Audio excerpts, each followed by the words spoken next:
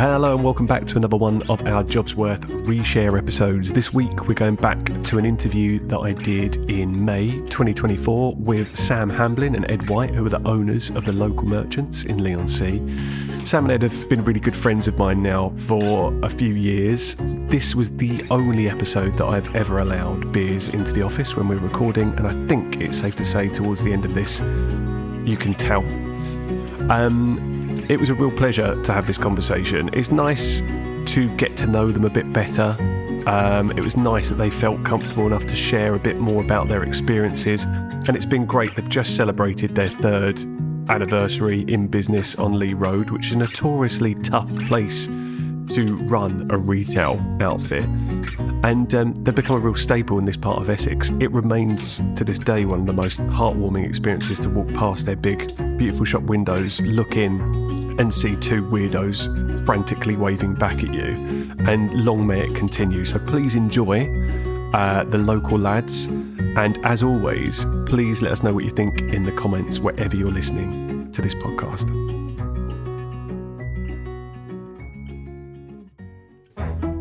JobsWorth, Season 2, Episode 10, The Local Lads.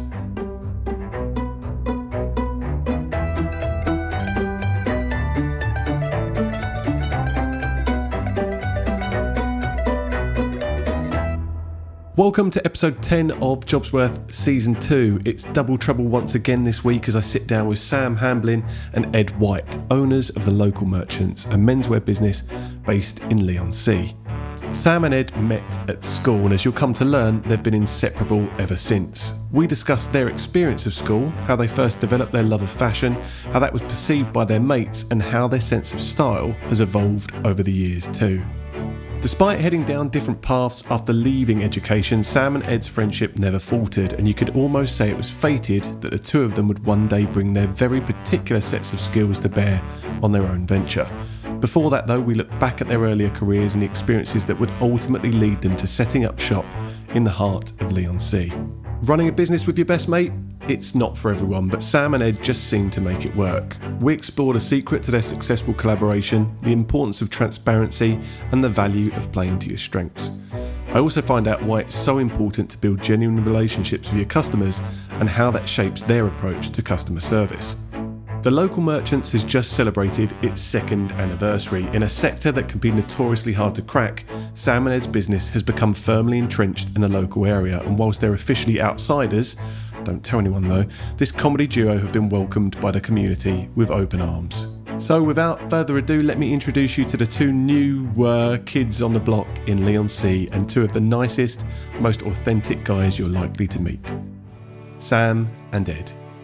So the opening question on the podcast, if you've listened to 3, Sam, you'll know, and Ed, if you remember the one you listened to, then you'll know as well. So the opening question is always, when you were younger, what did you want to be when you grew up? So Ed, I'm going to start with you. You can start with me? Yes. Well, I mean, we've already had this sort of conversation ourselves, but really, I have never had an idea of what I wanted to do. Okay. Like, just sort of floated. And I don't know, really. It's just like a lot of pressure put on, like that question. What do you want to do? And it was just like from school, I went to university and all of that, and I still at that point was like, still didn't know. Yeah. And then I sort of ran away and went travelling. Yeah, just abandoned it all and just Yeah. So when you were a kid, no aspirations, no dreams. You were just sort of sold on the fact that you just didn't have I mean, look, my dad, he was an insurance underwriter. He had a very successful business. I went to work for him for a bit. And from that, I was just, it was really hard following in my dad's footsteps sort of thing. That was the like, oh my God, I can't do this. Like, yeah. So I was like, well, I need to go to university because that's what people do. Or that's what I thought. And I went to university, and I still was a bit like, well, I wanted to be an architect, ended up doing building surveying. Okay. Got a 2-1, and I was like, right, okay, let's put this into practice, and went straight in to do land management. And from there, I was like, this is incredibly boring. I'm not getting anything out of it. And was like, I can't do this for the rest of my life. So I went travelling. Right. We're going to pick that back up and we can talk a bit more about your adventures. Oh, yeah. Sam seems happy about that. Go on then, Sam. What did you have any dreams when you were young? Mate, I don't want to, upset you, but it's pretty much the same answer. Oh, for fuck's I know. sake. No, I'll tell you what. No, I'll tell you what it was. I've always got away with just doing the bare minimum. Right. I've sort of plodded through school. I come from my family are very academic. Okay. My mum was a special needs advisor, teacher as well for special needs children. My dad was a teacher who's retired now as well. So I always sort of thought I was going to go down that route. Okay. I just thought, yeah, that's, my parents do it and they're bloody good at it. So Have you got brothers and sisters? yeah, I've got a brother. Okay. He's doing a PhD at the moment. So that's what I mean. They're all academics. Yeah. My sister is a child therapist. So I'm like the black sheep of the family. I was the artistic one. Right. I went to sixth form. I got kicked out of sixth form because my attendance was not well. I didn't go. Okay. And then I took a year off. I worked in JD Sports. Then I went to college to do music technology in Colchester Institute. I enjoyed it a lot, but then I started realising there weren't really no dough in it. Right. So then I became a forklift driver. Okay. For UK Mail, which is now owned by DHL. And I worked in Was that Braintree. a plug then? Huh? You plug in DHL? Yeah, big up DHL, yeah? Yeah. Tony. Yeah. We're looking for sponsors, actually. Yeah. not our delivery relevant. driver Tony's the best in the business. I'll put a word in for you. And then from there, mate, went into menswear. Okay. So I started doing menswear when I was 22, Yep. just doing a full-time job as a sales associate. Right. Really, for an independent business in Chelmsford, a very, very successful business. Yep. And sort of learned how to do buying, selling, obviously. Okay. Sort of rolled with it. And now I've been doing menswear for 12 years. Wow. I'm gonna rewind it then slightly, because what you've course, done mate. with those questions is basically answered the next three questions in Oh, one it's fine, answer, sorry. which is brilliant. No, because both of you, because you've saved me a job from asking it as well. Yeah, to cut it down, I didn't really have anything in mind to be when I was older. Not this, anyway. No, not doing this.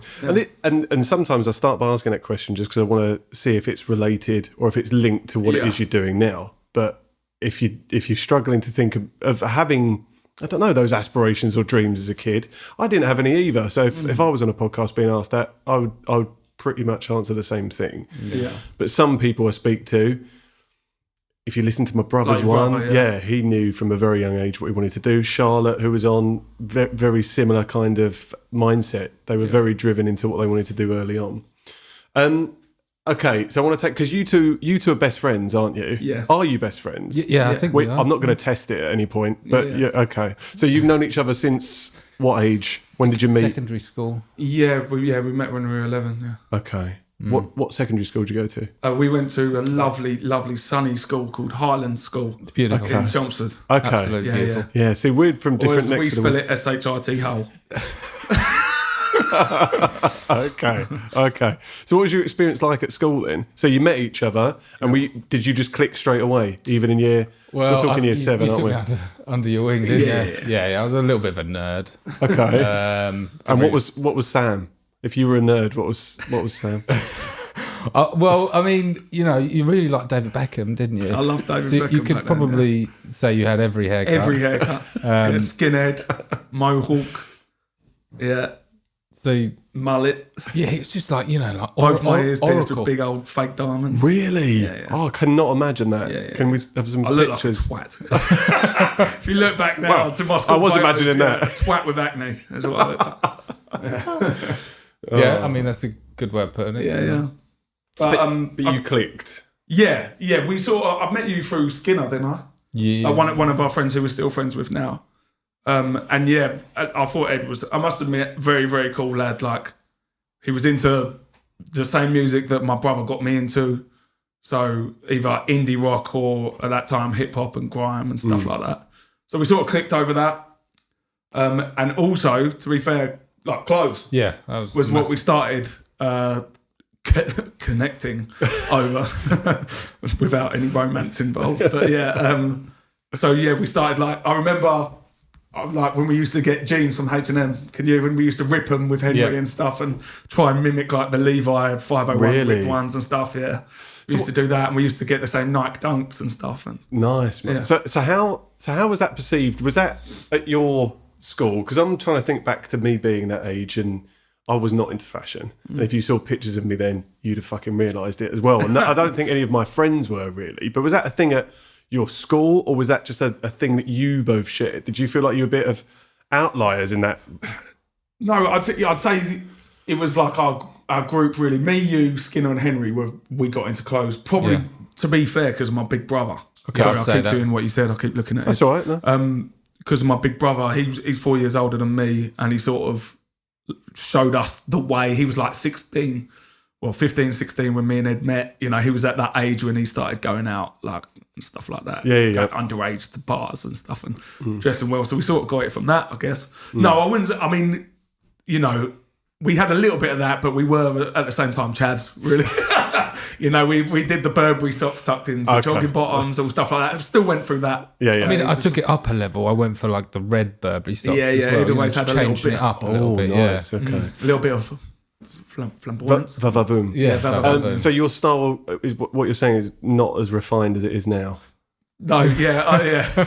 I think I just absolutely. But you go through those stages. I did. And college for me was, if I had to look back at pictures of myself and what I used to wear through college, I'd cry or feel really sorry for the person that I was looking at pictures of, because I used to dress like shit. It was bad, and no one was telling me that I was. I think my mum used to do a lot of my shopping for me. So that was my experience. But you go through those awkward phases, like you said. Of course. You know, you go through the awkward phases to then learn what it is you actually want to dress like, look like, 100%. Find your style. 100%. I think like that's the same for anyone though, John. Especially if you're following fashions and trends. Like when we went to, when I went to college and stuff, I dressed like an idiot. Yeah. Like the rosary beads and all stuff, that sort of style. Those like Kanye West glasses when you go to a club and shit. Yeah. No, it's really cool, man. It's really cool. It's just you're not the only one. I know. To be honest, though, I used to just throw stuff on. You know, like, whoa, they're multicoloured. I'll put them on my feet. I didn't really care. Yeah, you've never really cared. Have you? Yeah. Well, I mean, you know, I care about some things. I love raccoons. I'll get that in, by the way. I love beavers. The animal. But going back to school, that's what we sort of, and we like football as well. We played for the same football team. Yeah. We started hanging out with each other all the time. Yep. Went on a holiday together, didn't we? Yeah, we did. Stuff like that when we were with my mum, my sister. Yeah. So that was a good bonding. That was a very good bonding time. Yeah, fond memories. Where did you go?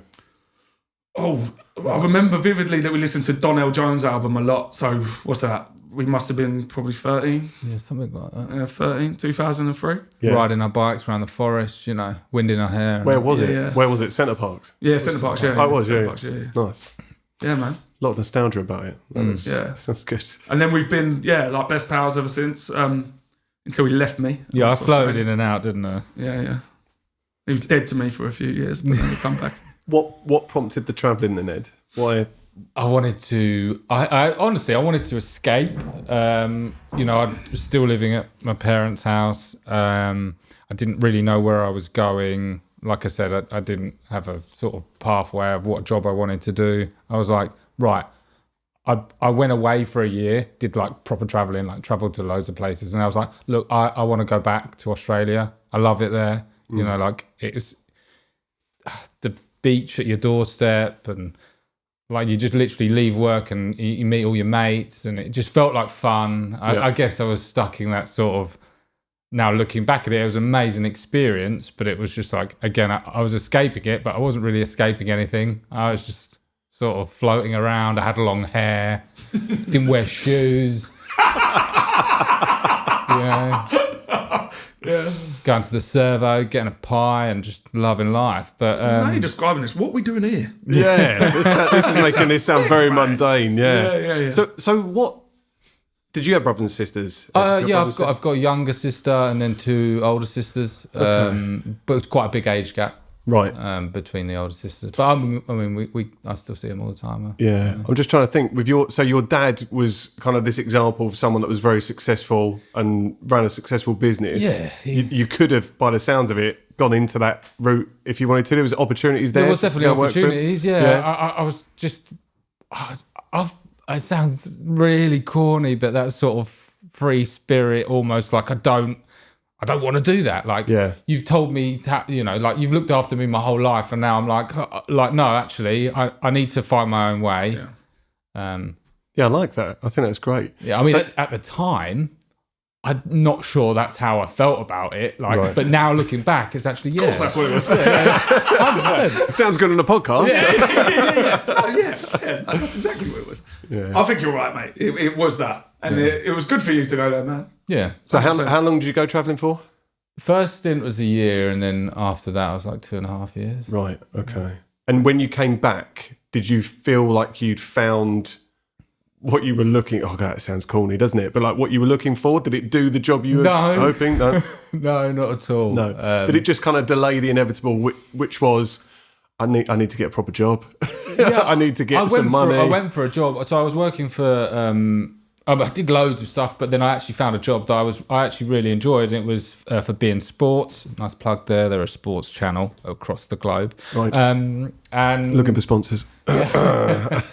And from there, I was sort of like, right, I'm enjoying this role. I really like the people I work with. I feel like I'm part of a family almost, and then we get on and we go out, but it's also work as well. And I went for a role and I didn't get it, and then I was like, oh, well, there wasn't any I didn't plan for not getting the role. Right. In my head, I'd already I'm going to get this. I'm going to stay. This is going to be amazing. Spending your first paycheck and everything. Yeah. And I was like, well, now I'm just going to spend all my money and fly home. And I did, and I got home and I was like, right, what do I do now? And then I went, I spoke to my brother-in-law, and he was like, look, he was running a sort of multiple agencies, and he sort of said, like, why don't you, like, I'll give you a sort of job, and if you like it, then, like, go from there, sort of thing. So I did like a couple of weeks with him, and he was like, yeah, actually, you're really good at this side of things. And I sort of fell into this project management role. I then ended up like working with people like Lego, Mars, and their global teams. And it was, it was good, but I didn't really feel like I was, I was a part of, like the team that we work with, but I didn't really feel like I was going to go anywhere with this. And then that's what got me in in even more of a rut. And I was sort of going to see Sam all the time, and just like, hey, you all right, Sam? How's it going? And from there it sort of like clicked in my head. Actually, there is something I want to do. I mean, I've always wanted in my head to sort of, I guess, run my own business, but like, yeah, be my own boss, because that way it's me. It's not like working for anyone else or following my dad's footsteps. And I think that's where it all sort of started to like click into place. Yeah, I think speaking from my own experience, and Sam, you could probably attest to this as well, having worked for people for a good number of years, there's a big element and the motivator for me to set up on my own was I just didn't want to work for anyone anymore. I just got so fed up of sort of dancing to the beat of someone else's drum. And even though, and again, you can, I'm sure this resonates, working for myself is some of the most acute stress that I've ever been through. 100%. It is my stress. It's self-induced. Yeah, there's variables that I can't control, but I'm doing it for me as a direct response to the work that I'm putting in. Well, yeah, you get out what you put in. I firmly believe it, man. Yeah, exactly. That's like even when it gets incredibly stressful, like you got to try and smile and battle through it, because as you know, like it's peaks and troughs, isn't it? Yeah. It's the awful roller coaster cliche of everything. Like you can have a week, 2 weeks, a month where everything is going in the right direction, and just a few things fall out of place and you come crashing down again. So going into Sam, so you moved into, so you've been working in menswear for 12 years now. 12 years, yeah. So kind of bring me back to the stage then where did you guys keep close as you went down your sort of separate career routes? Have you always of been? course. So Yeah. Okay. When Other Ed than was you in buggering Australia, off. when we were in Australia, we were still always in contact, of course. Yeah, And then Ed come back. I was working for a different menswear company as the menswear buyer, Right. and manager. And I was there for 8 years. Fantastic business, very successful business. And then it was just time for me to go. Right. In the end, Ed wanted me to start something ourselves. We didn't know whether to do online, just an online store, because Ed's like, he can do e-commerce, stuff like that. Take me back to those then. Take me back to those conversations. How did that this idea that you had start to become the local merchants? Where did that come from, and how did it? A lot of pissed up materialise? nights together, chatting about Putting the what world we to could rights. do. Yeah, what we could do together and stuff like that. And it was always me who was. Ed was well up for it, and I've always been a bit of a pussy, to be honest. I was like, look, I'm happy in my job where I am at the moment, stuff like that. It's going well. Well, you obviously, there was the fact that you had a kid. And then it was like, oh, actually, it's like, I've got to look after this little human being now.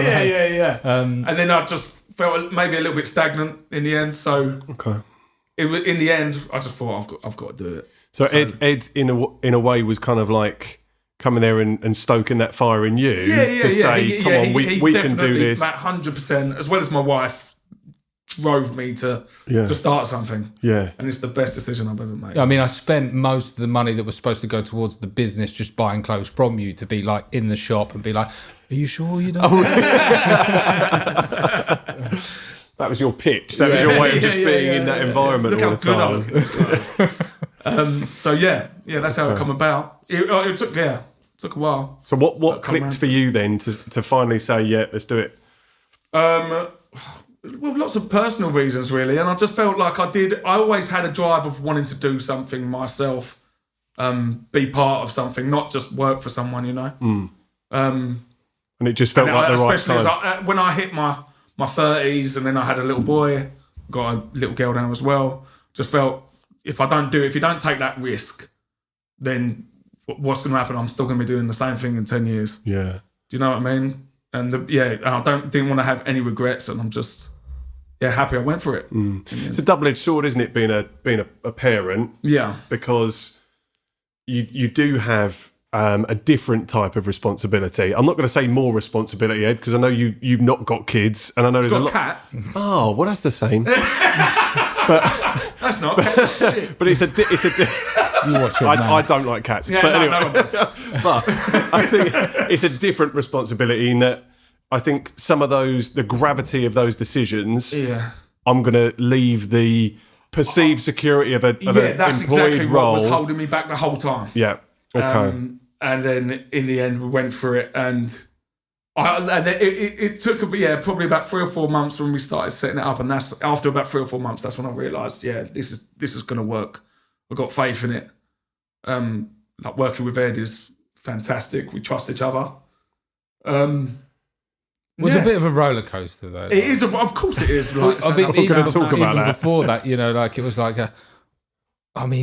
is this actually going to happen, sort of thing? And it was sort of ups and downs, and then like, at one point I was like, it got to me, like I was like, if this doesn't go through, I don't actually know what I'm going to do. I need to go back to Australia. I can't keep doing this. Right. So this for you was like a very conscious decision that you were now ready to channel your efforts and energy into something that you knew you wanted to be a success. I knew it could be a success. Right. Yeah. I mean, we still got, like, we've been doing it 2 years, which is mental, by the way. Mad. But mental in what way? Does it feel like you've been doing it longer? No. You know what it is, mate? It's so strange because yes and no. Yeah. Like when I think of when we were like decorating the shop and stuff, we were doing it all. Me and Ed did it all ourselves and stuff, Yeah. To save costs, and that seems like yesterday. Yeah. But then there's certain times when I'm thinking about like I look at old like stock on our back database. I'm like, oh shit, I remember that. Then that seems like ages ago. It's weird. Yeah, I know. Do you know what I mean? Yeah. Speaking from my experience, because I've been coming to see you guys since you opened. Yeah. And it definitely feels like you've been. We're looking for a sponsor. One and only customer.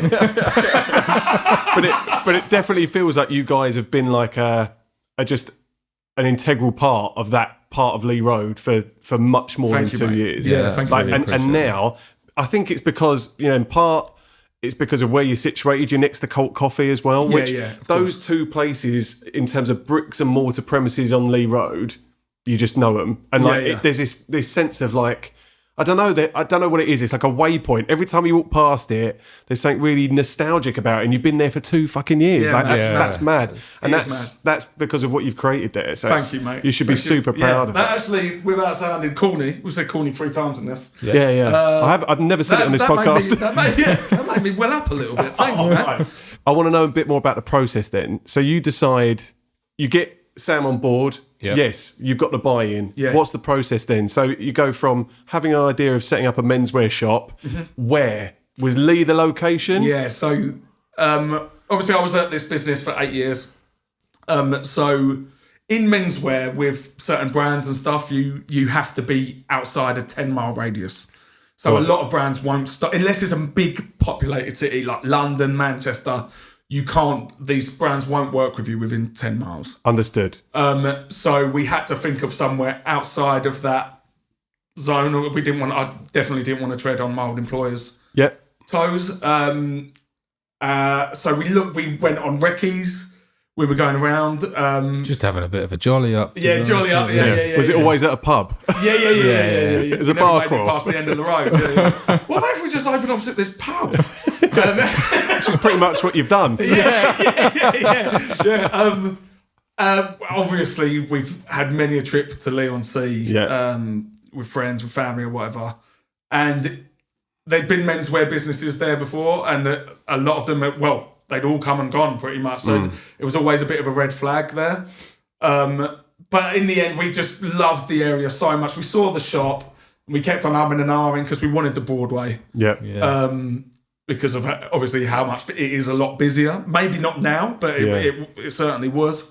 But then this shop, we just slowly fell in love with it. I mean, it's a beautiful shop, as you know. Like all the stunning. original windows and stuff. What was there before? I can't remember. Partners Hairdressers. Oh, it was. Yeah, it was a hairdresser's. Still finding hair now. Yeah. I don't disbelieve that. And that was there for 40 years. I think. I remember 30 now. years. I remember all the chairs and they had. I don't. Oh well, I'm doing a really bad job or of like describing 80s it. American pine. That was it. Wood. I remember a lot of wood in there. A lot of wood. Yeah. And this okay. like brick feature wall. Yeah, with glitter in it. That Very smashed sexy. Stunning. Very sexy wall. Stunning. Yeah, it was the sexiest wall. So you found this sexy wall in this corner plot. So we went in for the to take over the lease. Wow. And then just started buying stock. Yeah. Approaching brands, and like something that we've wanted to do since we started the business. Like we're called merchants. We're called local merchants, which is funny because we're not actually that local. We should be called the localish merchants. Yeah. But the store's local. That was the idea. Yeah. But a lot of the brands weren't in the UK yet. Right. So we wanted to represent them and be their first official stockists. We were approaching these brands, they're not in the UK yet, and they're sort of like, who the fuck are you? And a lot of them, like Berwick's Trousers, for instance, which is to this day, it's our bestseller, if not our second best-selling brand, an Italian trouser company that had never been in the UK. They wanted to break the market, and they started working with us. We approached them, we went out to Milan and started making meetings, buying stock, and then it was going to come in, I don't know, like 4 months later. Milan, it wasn't again a jolly up. It's it was a jolly up as well as buying integral stock to the business. Work and pleasure. But and that's how it went. So sorry. So I'm just saying from the menswear perspective, you've I guess got the commercial expertise at this point.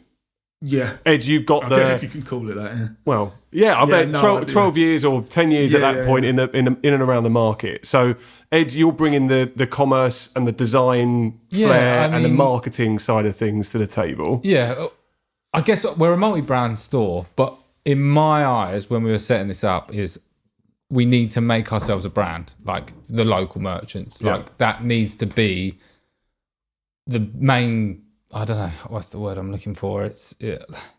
Dog. Yeah, exactly. Perfect timing. Shoehorn that in there.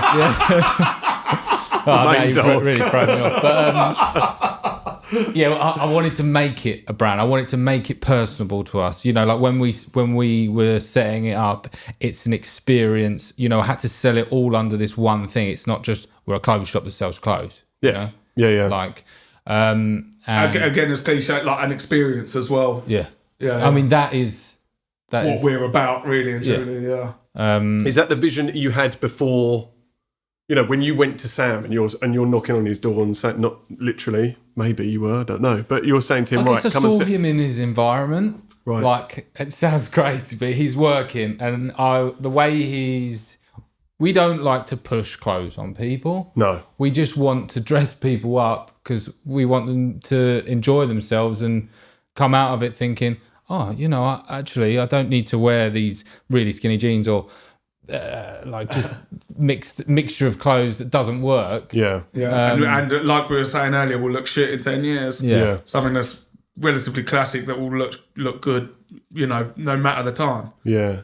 And we're very passionate about clothes. We love clothes, but at the same time, we love people and having them in the store and giving them a good experience. Yeah. I'm going to just share an anecdote of the first time that I came into you, because I'd been recommended to come into the shop by Jamie. Yeah. We just name and shame Jamie Milner, but because he'd been a client of yours or customer of yours for a long time. Yeah. And yeah, Jamie had recommended to come in, and I hate. Jamie, why? I knew I shouldn't have left that pause. But I love you, Jamie. But I hate shopping. I hate shopping for clothes. It tends to be because I can never find anything that fits me. Yeah. The experience has always been shit. Yeah. So and a lot of blokes, mate, a lot of blokes are like that. Yeah, and there's nothing local. You know, my experience of shopping was going, definitely before I came to you guys, was either doing it online and having to send everything back because the sizes were crap, or going to Lakeside or Bluewater, which is shit. Like, no as an experience, is just horrific to go round. Well, there's no personality in these big department stores and stuff like that. They don't give a shit about you. Exactly, yeah. They don't care if you go home and your missus says you look like an idiot in that, you know, like, and then you never want to shop there again. Yeah. That's the opposite to what we want to. It's all about building relationships, as you know, and this is it. Trusting us. Because the moment I came in to see you guys, I felt like, it wouldn't have mattered to you whether I'd bought clothes in your shop or not. And that might be because you were both incredibly good salespeople. But I went in and the first thing you said was just like, do you want a drink? Come and tell us about what you're looking for. I think I'd even dropped you a message on Instagram to say, I'm coming in. Can you help me look at this, and this?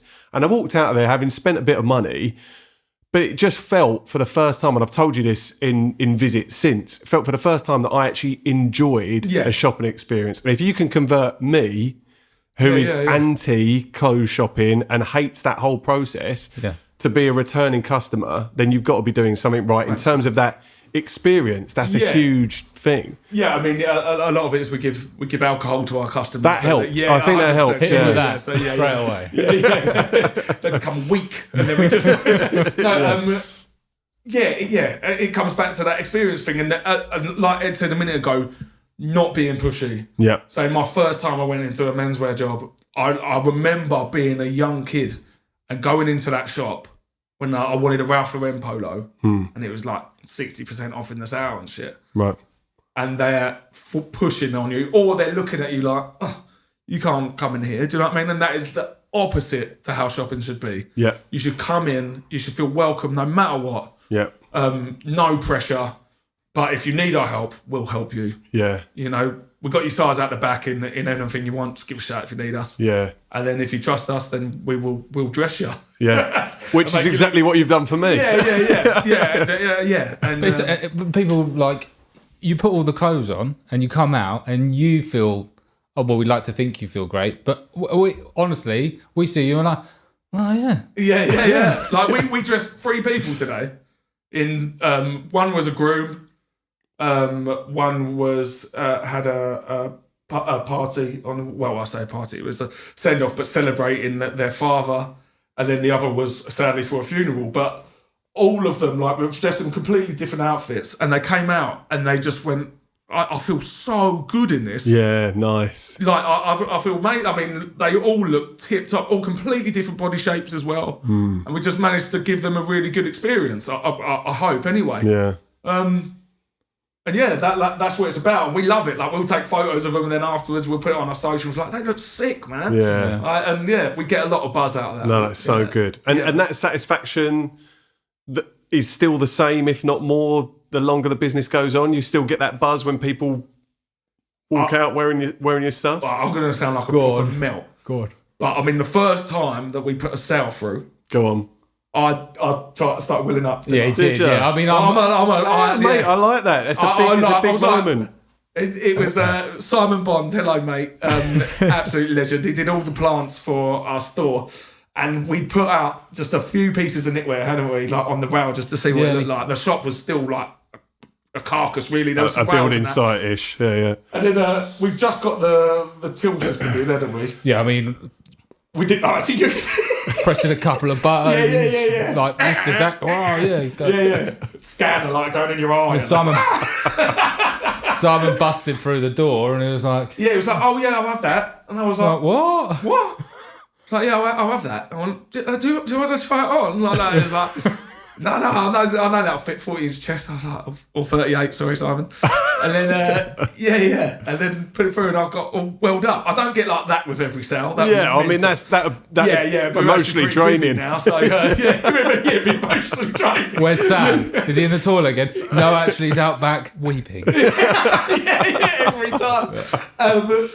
But I still get I can't speak for it, but I'll get a big buzz, out of, especially when they put their trust in us to dress them in like something like today, like whole outfits, you know, and they're just like, what do you think looks good, rare, and then they do it and they're like, oh, that does look good. I love that, man. Nice. Yeah, that's why I'm like getting all excited. So you feel like it's almost mission accomplished in that regard, that you're providing that experience and people are now coming back, because it's the return custom, isn't it? Too. So you get people coming back through the door. That's the biggest compliment and the biggest good sign of what we do. Yeah, I'd agree. Amazing. I was just going to ask you, like, do you feel like there's elements, because you are very different characters, like you can see why you're friends, but you're also different characters. I think that's safe to say. So what you mean? I'm not the really tall, like laughy, loud. Why are you doing this? Sorry, height's not a character, but I do. But I think there's different elements of you. I mean, just listen to Sam. Like he's a loud guy, and he's obviously got that confidence. And Ed, I think your confidence is just more understated. Is what I'm saying. Not 6 beers in yet. Yeah, it's true. Yeah. I can imagine you say that, catch but up. what's mental is I was nervous as anything to do this today. Yeah, that's interesting. And Ed weren't. It was like, what? Yeah. We're just Stone Cold Killer. Stone Cold Killer. Exactly. No shaking with them hands. But yeah, I would agree that we're too. Yeah. But we are very different. Your personalities complement each other. So, because if you were both maybe like you or like you, that's not going to work in a business partnership. Clash. Yeah, 100%. Yeah. So I guess the point I'm trying to explore is, as a business partnership, to date you've been really successful. You both just so happen to be best friends too. I'm just trying to think of how many times that does work. It's not. I don't think that's a common occurrence that best friends end up starting a business. No, and then that can always be really successful. So I think it's because you've got different characters that you complement each other. Yeah. 100%. If we were both me, Jesus Christ, I'd get on my own nut. I don't think anyone would be able to like hear anyone in the street. Yeah, exactly. Yeah. Well, I mean, you say you can hear my laugh from down the road. Always, mate. Yeah. The door's closed. so I think it works. We've had a rule since we started that if there's anything that annoys us, like we've done something and you've just nipping the bud straight away. You got to communicate. It's massive. That's another thing is me and Ed are both as well, very like, we never lose our temper. Okay. Ever. If we have a disagreement about something, we discuss it. Right. That's really good. It's the best way, otherwise it won't work. Do you think, otherwise again, that's pent up? Yeah, there's resentment that builds and bubbles over. We are business partners, and the business is very, very important. But we are best pals first. Right. Yeah. That was one thing I was going to ask, because the dynamic shifts at a point. So, but the way you prioritise is best friends first. Yeah. Well, that's how I mean, we've never had that exact discussion. It's just an interesting comment, because I get the sense that that's the case. But it's interesting because going into business with your best friend, there is a risk that those lines can be blurred at times. But you sound like you've got the right dynamic there. We are friends first. Of course we are. Yeah. That's very, very important. I mean, listen, we as I say, we've always said that if something goes wrong, like I've probably annoyed Ed a lot more than he's annoyed me. He barely annoys me. He works at the moment because I've got 2 little kids. I'm not there as much as Ed is. I mean, we still both of us do 6 days a week. It's a rarity that we'll do 5 days a week because, you know, we've only been open 2 years. And you're open 7 days a week, right? We're open 7 days a week. Yeah, we've got 2 members of staff as well. So, but I think for the first 5 years in a business, me personally, I think like the you know, the whole what do you call it, like life and work balance. Yeah. I think that you've got to put as much into work as you can personally for it to work. Yeah. But that being said, I'm still trying to spend as much time as I can with myself. Yeah, I was going to ask then, because that leads to the question, like how it sounds like you've got a really supportive other half, and obviously your kids are young as well, but how bought in are they? So you said Victoria at the time where Ed was saying, we need to start this business. She was banging the drum to do it too. So it sounds like you got that support at home to say, everyone supported go and me. do that. Like, my family, Victoria's family, Ed, of course. Yeah. But Victoria's very supportive still, like very understanding. Yeah, great. You know, like you need that, don't you? Because if you've got that resentment at home, I wouldn't be able to do it without that. But yeah, that being said, I still get one weekend day off with them every week, and I get to bath them every night. Yeah, nice. So I see them a lot more than a lot of dads would. But it's 6 days a week, you know. Obviously the trips we go. Oh, it's such a chore. We go to like Florence and Milan and stuff. We're going to Amsterdam soon, but that does, you know, you're away from your family, and then she's looking after 2 little kiddies, and when I'm not there, and But I have to look after you, I guess. You know, I have to. And then Ed looks after me. Yeah, at least you don't have to look after a big baby. But yeah.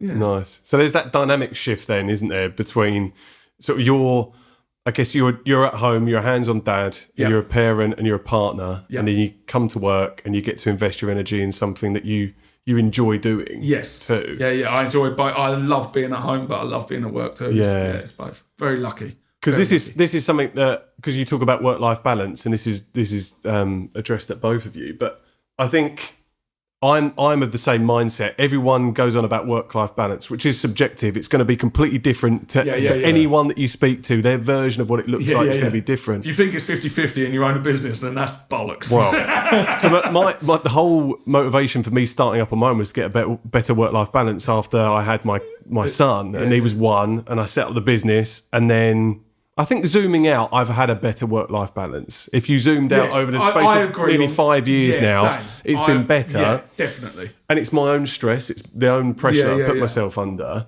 But yeah, I would never say that trying to get the work-life balance, if that was the aim, I fucked up. Yeah. Like it hasn't given me that. Yeah. You won't have a successful business if you're doing 50-50 with... But this is a really good point, because I think a lot of the narrative now from people that are... like we're against hustle culture now. So hustle culture is a bad thing. You know, working, 14, 15, 16 hours a day is a bad thing. Always trying to make sure you're looking after yourself and don't sacrifice your well-being is a bad thing. Yeah. But without an element of sacrifice, how the fuck are you going to grow something? 100%. How are you going to make it successful? Yeah. So, I still think there's not enough hours in the day for what we do. I know it looks like we don't do much, but we do a lot. Of course you do. Like we're non-stop. You know, we're always trying to grow it. And do you know what? Even from the podcast with Dean, there's things that Ella, my partner's been saying to me that I know deep down that we should have done already, but I now think we're in a better space for it when it comes to more goals or milestones and stuff like that.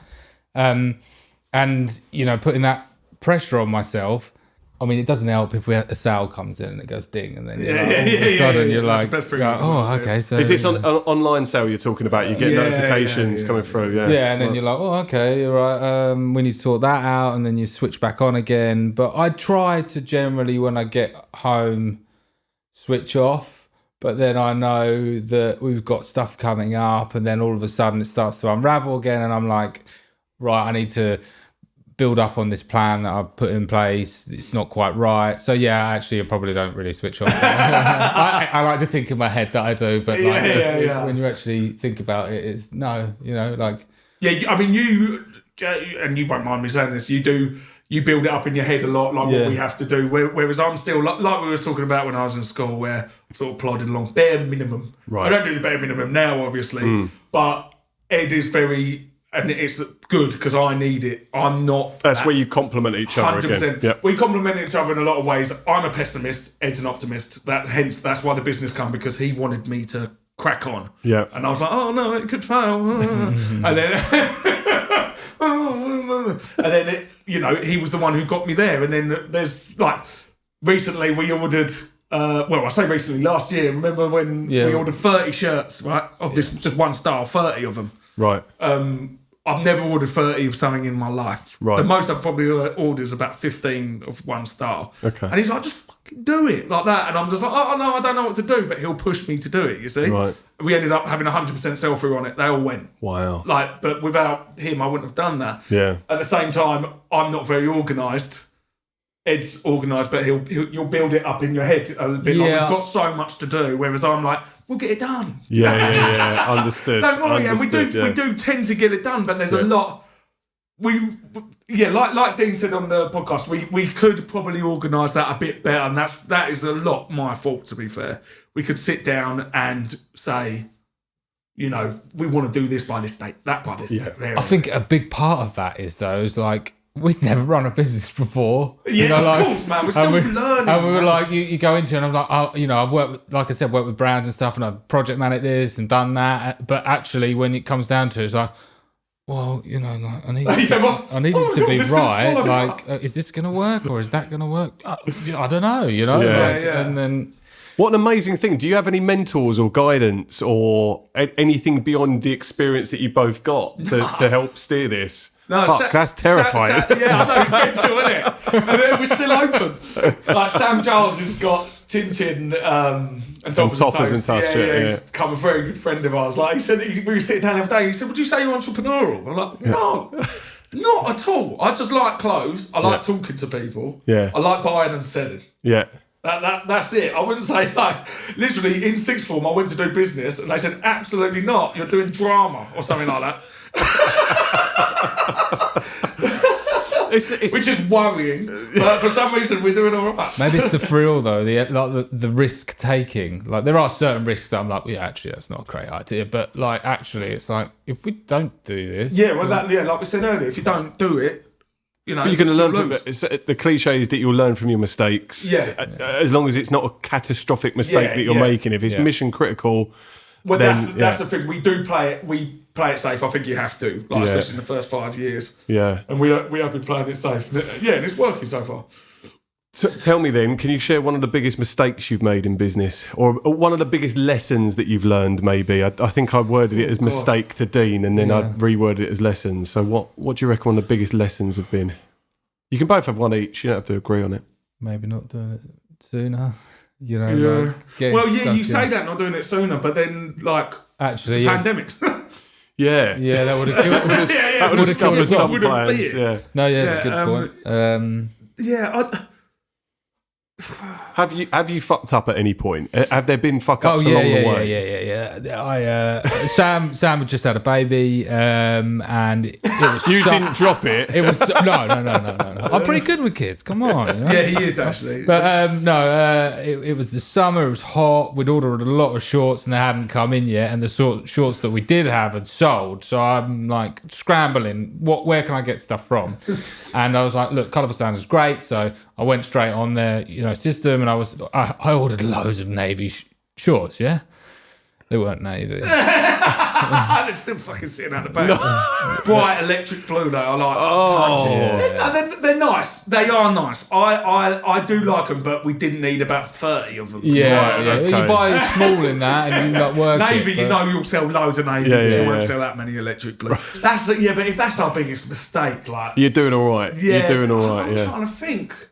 And there, of course, there's been lots of, but they're all little mistakes. Yeah. Do you know what I mean? Like, there's nothing that I'm like, oh my god, Jesus, that's massive. I think, Well, don't struggle to search one. If you're 2 years in, I'm not saying it because it makes for a good soundbite, but I just think people would be interested if they're going through the same experience. You're going into this having never set up a business before, and you can be 2 years down the line and not had like a fuck up that's big enough to come into your heads right now That's pretty good going. I wouldn't say like nothing that catastrophic. Like, I'm like, oh Jesus, like. So I'd be then inclined to say when you're resisting that label of entrepreneurial or being an entrepreneur, actually there are a lot of elements of or a lot of boxes that you both check with that. We obviously you do. I mean, by definition, by default, you are checking those boxes, and you're doing it well. Like I don't know what the exact definition in the dictionary is of an entrepreneur, but we're looking to grow it all the time. We'd like to expand it at some point. So I guess we are entrepreneurial. This is the question, because maybe some of the strategy, Ed, that you play out in your head sometimes is getting other premises or getting a bigger shop, whatever that looks like. What are the plans for the business moving forward? Can you share anything? I mean, right now it's just sort of like getting a few more seasons under our belt, 100%. growing it that way. You know, we've built a team. There was just two of us. Now there's four. Like there was three. Now there's four of us. Yeah. And we do take the slow and steady approach. But we're always thinking about other things. We've got a collaboration coming up, which is 2 months. 2 months, about that. We want to expand, but we're not in a hurry. Yeah, we as we say, this is 2 years. But that's a really measured approach to take, isn't it? Because I guess you're in financially, you're in a position maybe where you could explore that as a potential route if you wanted to. Because some people drive to. Their measure of success isn't about making something stable. It's about getting more shops or getting more signs on the door. I mean, listen, and also I think you were speaking to Dean about this, about him and Asa. The boys, of course, are fantastic, our staff, but the shop is still seen as me and Ed. We are the face of it. Yeah, we are the business. And for us to go off now and start like, looking for other premises and putting loads of effort into that, and we're never in that shop. Yeah. I think that would be detrimental. What's it been like hiring people to come and represent your brand? Honestly, piece of we've been so lucky. You're going to make a lot of people jealous. Honestly. I know. Listen, and the day we do expand, I know it's going to be tough, and it can be tough. But we got Charles who works for us, and was he he was your first employee? Yeah. He's fantastic. There's nothing about men's he doesn't know. It makes us look like idiots. Right. Come on, if you man. can do it anymore. He's just great. He worked for New in Lingwood in Uptown, Jermyn Street. He was there. He ran the store for 10 years. Wow. And then Ben Raja, do you know Ben? He's just yes, started. I do know Ben. Yeah. Of course, you went to the wedding. The wedding, yeah. The wedding. The wedding. The wedding. I don't know why we said it like that, but the wedding. He was best man at, wasn't he? He's just started with us, and he's fantastic. I mean, he's got the gift of the gab. He's so easy to work with. Brilliant. Really. Yeah. Very. So you've had a real lucky streak there with hiring two people that have gone well. Do you mind me asking? Because would you like to have? Yeah. Would I like to have staff? Yeah. So funnily enough, I've just hired my first employee. Amazing. Oh, nice. Yeah, which is a big step for me moving forward as well, because I promised I'd never do it. Oh, really? Yeah, I hate managing people. I hate people. I'm an arsehole. Like to work for. Ultimately, that's always been my opinion of myself as a manager, is that I'm a control freak. Right. So you can't let go. Almost. Yeah, exactly. And this is why I ask, from a hiring perspective, you guys birthed this business into life. You've been the face of it. Trusting people to represent a brand that is associated so closely with you is a big deal. Yeah, it's a big deal, and it's nerve-wracking. It is nerve-wracking, but you got to have trust in the people. You do. And I have confidence in me and Ed and how we choose people and stuff. Yeah. We really think about it. It's not like we don't just go in and we drag someone off the street. You'll do. Come on. Yeah. And we're lucky. We do have quite a few applicants that come in and stuff, so we really do knuckle down and think who's right for the role. Yeah, who's right for the role and who can we trust? I think the nice thing about you two as well is that you've developed this brand, which is beyond just the local merchants. It's your own personal brand too. So I think you're going to filter out some people that maybe won't come and work for you, and that's a good thing. That's a really good thing, and that's what I advocate for a lot of the businesses I work with. You've got to some people that maybe work in your line of work will see your videos on TikTok, and they'll see your videos on Instagram, and they'll think, how can they market clothes like that? The clothes that people are coming in and spending a good amount of money to buy. I absolutely love it. That, but that attracts me into your shop, and it will alienate people that don't want to come in and be associated with a brand like that. But that's a good thing. That's a positive thing. You're never going to be able to capture. You can't please everyone. And that was all Ed's idea. Yeah, it's brilliant. It's so good. Menswear is like, especially classic menswear. Well, right, I say that with inverted commas. We do, you know, like jackets, tailored trousers. Yeah. There's a stigma around it and how it's marketed and everything. I mean, me and Ed go to parties now, and we laugh because we overhear conversations that these blokes are talking about, and they're like, they're talking about whether you should have a dimple in your tie or not, and they take it so seriously. Right. We were literally at a party. Someone was talking about that. 3 blokes outside. One of them had an umbrella over his arm like that, and it was like, ha, ha, ha. It looked like it was from the Victorian ages. He looked cool, but I was just like, And then I turn around and I'm like, where's Ed?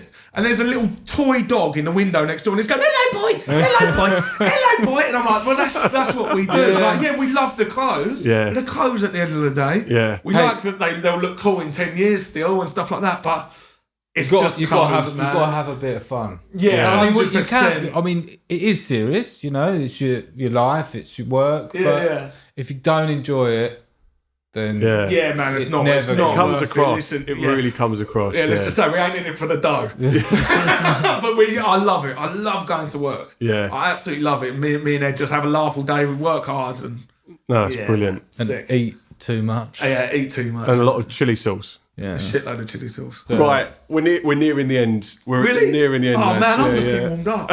Yeah, and I think I might have remembered what I was going to say. Right, one of the running themes on the podcast this season has been people based in Leigh-on-Sea, businesses that are based in Leigh-on-Sea, so creatives, entrepreneurs or business owners in Leigh-on-Sea. Yeah. It's been something I've been exploring as to why there's such a high concentration of people in this neck of the woods that are ticking those boxes. Yeah. What do you think, first off, that I'm making sense with that? Do you think that is a thing? I mean, you've named a couple of people. Yeah. Whose name I can't remember now. Sam. Yeah. You've named Sam as being he's a prime example of someone that runs a number of businesses in Leigh-on-Sea. Yeah. What is special about this area that first off attracts people to operate businesses here? I personally think it's community. You come in, people accept who you are. You might this really loud, laughy guy and this guy, 6 foot. 6 foot 1. 6 foot 1 handsome. But we fit in. Love our neighbours. We love Jamie. Jamie. Have you had Jamie from Vino Vera on? Yeah, he's been on. Legend. Yeah. His episode's come out in a couple of weeks. Yeah, I make him jump every day. Really? I love it. We make a point. If he dies one day, it will be probably because of me. We make a point of going to every restaurant to eat. There's some that we haven't yet, but we make sure supporting local. Yeah, you have 100%, to support local. When we do our photo shoots, I said to Sam, it's all good having it at the shop. The shop's nice and stuff, but why not do it in other businesses? One, we promote our clothes, and you can promote them at the same time. It makes sense. Yeah. So it's to promote the community. I mean, we obviously live in Chelmsford, and it feels very different there, mate. I love Chelmsford. I don't. But it's very, very different. Independent driven. I mean, Costa got booted out. I don't know if I can say that on your podcast. Sorry, mate. You can believe it. No, you can say that. Yeah, they're not a sponsor. Not a sponsor. Yeah, because people just didn't want to work with them. Yeah. Didn't want to work with them. Didn't want to go in and get their coffee from them because all the coffee shops there are the nuts for one. They're family owned or family owned businesses or whatever. And that's what drew us to it because it is like a little pocket of just a completely different feel to the rest of Essex. I feel anyway. Yeah, I think that runs in a similar vein to what a lot of people have said. But usually, I'm speaking to people that have grown up around this neck of the woods. So what was it like then? When I'm no one's going to be running at you with pitchchorks, are they, saying get the fuck out of Leigh because you're from Chelmsford? A few people. Yeah, did you get any? A few people. Really? Not like that. Like there was someone who was on the door like when we were about to open, and he was like looking up, and he's like, "Where are you from then?" I'm from just outside Chelmsford. He went, "Not very local, then are you?" Oh, Like that. okay, But he weren't joking. He Yeah. was being dead serious. I was like, all right, sweet, mate. And I was just walking on, fuck off. Anyway, he's been back and spent. Yeah, so You converted him. He didn't hate You it that converted much, him. yeah. But no, to be fair, everyone's been very welcoming. Yeah. Honestly, we were talking about this the other day, weren't we? I think we may not have worked as well, maybe, if we weren't from there. Yeah, if we were from here, I don't think. I don't know if Really? it would work as well. Yeah. Well, every community has like politics or whatever, Yeah, doesn't of course, it? You know? yeah. Yeah, like two new faces, Two new faces, two we've got- friendly, like loud, chatty lads. And but you want to support a new business that comes in with that, we had with that no attitude. connections here. Yeah. You know, we just came and And you haven't developed a clique because that is. no. I think that's one of the downsides that has been stated on some of the episodes that haven't necessarily aired yet. But some of the clickiness sometimes that you'll get in like small pockets, but that happens. You know, that happens. It does, but we're very, very conscious of that, man. Yeah. Like, God, keep on saying it. But Dean's one about being therapists. We are therapists. Yeah, of At course. the Yeah, same I'll time, attest to we that. will Yeah. talk to you. We like to, if we can, help out. You know. Yeah. But we will never, ever tell anyone what we are told in the shop. You can't. That's Table of your- trust. Yeah, exactly. Yeah. It's trust. Yeah. It's a relationship, and you know, there's lots of different people. Some people might not like each other in Lee or whatever. Like, no, You'll get it wherever you go. Yeah, though, of won't course, you? Little any pockets town, of yeah, I mean, community we- there. Yeah, exactly. And yeah, we're very conscious of that. Okay, so community. If you had to sum it up in one word, Yeah, I it's think community. that is right, again. mate. Definitely community feel. They want you to succeed because if we succeed, they succeed. You know, Yeah, It's brilliant. just like that. Yeah, You should get that tattooed. Thanks. that'd be the soundbite, Ed. Yeah, You've just made the soundbite. You've forgotten half of what you were going to say, but that is going to be the But at the same time, soundbite. like, who wants to see empty shops on the high street? There's too many of them now, and it's a real shame. The nice thing is, like, you've got Lee Road and the Broadway. And yeah, there's a couple that pop up as empty every now and again, but they fill pretty quickly with independents coming back in. Like, it's weird. I feel weird calling it a high street, but it is for all intents and purposes. It's Lee's High Street, isn't it? Technically it is, but as you said, it doesn't feel like that. No. It doesn't. Like, and pretty much every shop you want to stick your head in and go and look at, don't you? Exactly that. Yeah. Because it has personality. It's not just a phone shop or whatever. Like, Well, like do you know my what? high street Let's stuff. address. There's two phone shops now. Yeah, I Yeah, know. What's actually, that? you're all right. Let's talk And about do you know that. what? I used one the other day. To be fair, I forgot Did you about that. seriously? Yeah. Right. Because my take on it is, I've never expected they were going to green light phone shops on Lee Road, and now there's two in that stretch. I'm not sure how they. I think they just set up shop. I think that's it. Yeah, but they just go. You know, they've got One night. permission. Like squatters. Boom. They're Commercial there. squatters. And it's impossible. And people are just like, whatever. What can we do? Yeah. They're in now. But yeah. Fair, yeah. I do. I mean, yeah. I've got my own opinions about Lee, but I think a lot of them are positive. A lot of them are really positive. Well, if we are the last one, can you mention it or not? What about the ones that aren't so No, positive? just you're thinking of it. Yeah, it's a good point because I said that at some point in this season I want to try and wrap it up with like a conclusion. This won't be the episode where I do it. I hope yeah. I thought we had the yeah, honour. no, you got to put me on the spot. But it's I think Charlotte. I don't know if you know Charlotte Sayer. So Charlotte owns the Boundary. Charlotte and Dean. Yeah. And she's awesome. Like her episode was great and the response to it has been brilliant. But she was the first person to say about community and that collaboration. Like her big driver is that she wants to help people succeed. And the nice thing about Lee is that you can connect people within two names and there may be a way to make money, a way to support a small business, or even start a new one. And that's what I like about it. So it's collaboration and community are probably the two words that I'm coming closest to describe like why people come here and why people are successful here.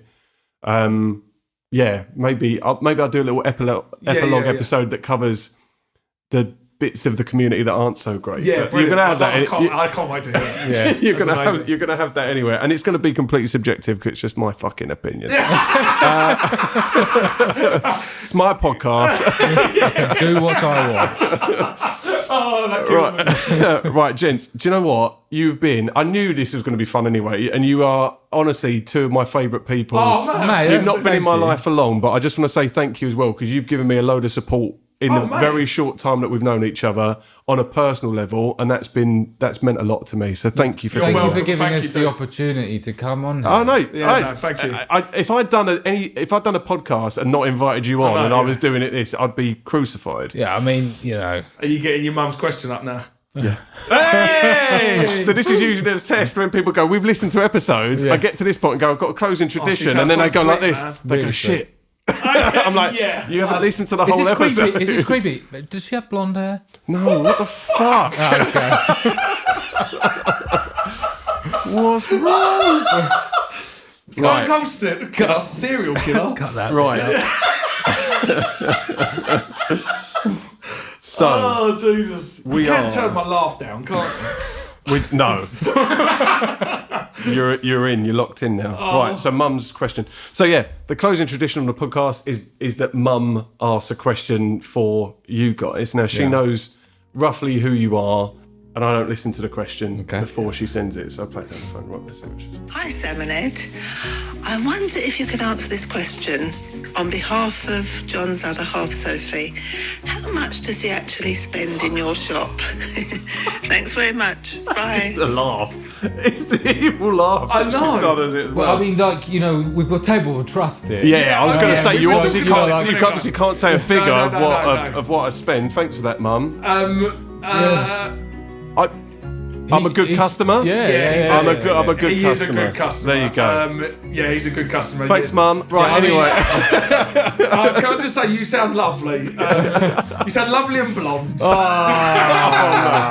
know why I said it. Don't We're know why not I said getting it. into this. We're not getting into this. Yeah, but no, he's a very, very good client of ours, and you don't have to be a good client just to spend a lot of money. Yeah, with us. take No, the yeah, no, trust. yeah. It's about just like again Yeah, comes just back as long as you're a nice person and you trust us. coming back in, having that chat. You know, like we are there to help you. Yeah. Yeah. In a multitude of ways. Yeah.